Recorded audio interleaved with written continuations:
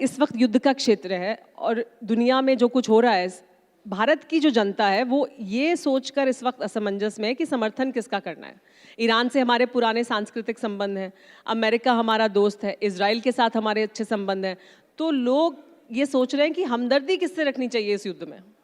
ऐसा है, राजनीतिक तौर पर तो भारत सरकार की जो सोच है वो देश की सोच होनी चाहिए। अब राजनीतिक पार्टियों में पक्ष विपक्ष रहता है, इसलिए वो अपनी रोटियां सेकते रहते हैं, मैं उसकी बात नहीं कर रहा हूं। तो भारत की जो नागरिक की सोच है वो हमारी जो विदेश नीति है उसको सपोर्ट करना चाहिए, एक बात। दूसरी तौर पर भाई ईरान, इजराइल, अमेरिका लड़ रहे हैं, यद्यपि उससे पूरे विश्व में गैस का संकट, ऊर्जा का संकट, पेट्रोल का संकट और भी पोल्यूशन, जितने हथियार डाले जा रहे हैं वो कातिल हवाएं अब भारत तक पहुंच रही हैं। मिडिल ईस्ट की जो प्रदूषित हवाएं प्रकृति और पर्यावरण के विध्वंसक के तौर पर, एक युद्धापराधी के तौर पर ही नहीं देखा जाएगा जो इस समय तीनों लोग लड़ रहे हैं। ये युद्धापराधी भी हैं, ये प्रकृति के विध्वंस के भी अपराधी हैं, ये मानवता की हत्या करने वाले हत्यारे भी हैं। कोई कानून नहीं मान रहे, सब यूएनओ चुप बैठा है, WTO चुप बैठा है, वर्ल्ड बैंक, IMF चुप बैठा है। ये बने किसके लिए थे? सारे के सारे बड़े बड़े राष्ट्राध्यक्ष चुप बैठे हैं, थोड़ी थोड़ी कोई आहुति लगा देते हैं। ट्रम्प साहब कोई सीधा कोई बोलने की हिम्मत नहीं कर पा रहा, पुतिन साहब बहुत संयम से बोल रहे हैं, शी जिनपिंग तो मुझे लगता है कहीं समाधि में ही चले गए हैं। लेकिन पीछे से जितनी जरूरत है, मैं तो यहां तक भी मानता हूं कि चाइना ने और रसिया ने जो भी एक महाशक्ति के पास में जो भी ताकत होनी चाहिए सैन्य तौर पर, वो सारी की सारी ईरान को उपलब्ध करा। इसलिए मैंने तो 3 दिन पहले ही बोला था, अमेरिका चुप हो जाएगा तो उसका भी फायदा और दुनिया का भी फायदा है। लेकिन आपकी हमदर्दी किसके साथ है? अमेरिका को 50-100 साल तक आगे भुगतना पड़ेगा।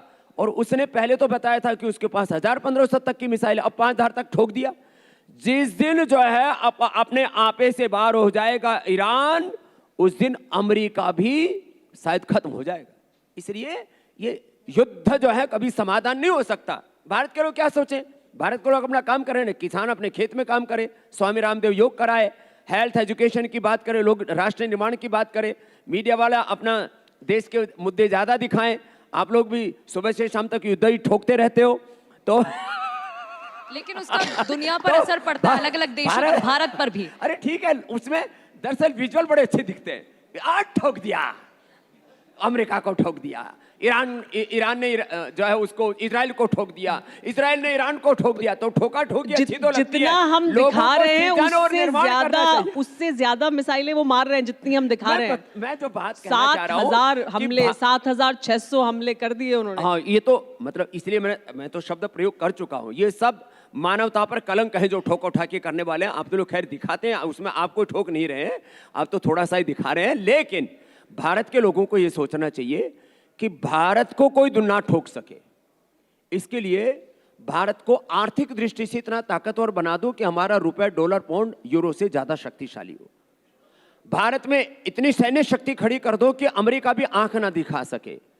सैन्य ताकत की दृष्टि से, आर्थिक ताकत की दृष्टि से, राजनीतिक ताकत की दृष्टि से भारत में एक रूपता दिखनी चाहिए। ऐसे राजनीतिक परिपक्वता भारत में आनी चाहिए।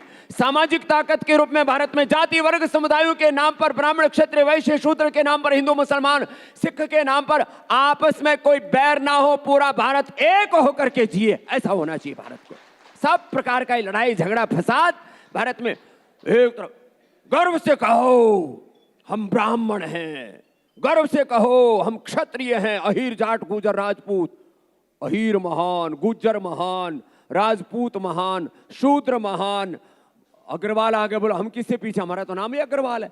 अब ये जो जातीय महानता के, मजहबी महानता के, हिंदू महान, फिर कहते हैं इस्लाम महान, और फिर थोड़ी देर में हिंदू खतरे में, इस्लाम खतरे में, ईसाईयत खतरे में। सबको कहना चाहिए मैं महान, मेरा राष्ट्र महान, सभी समान और सभी महान।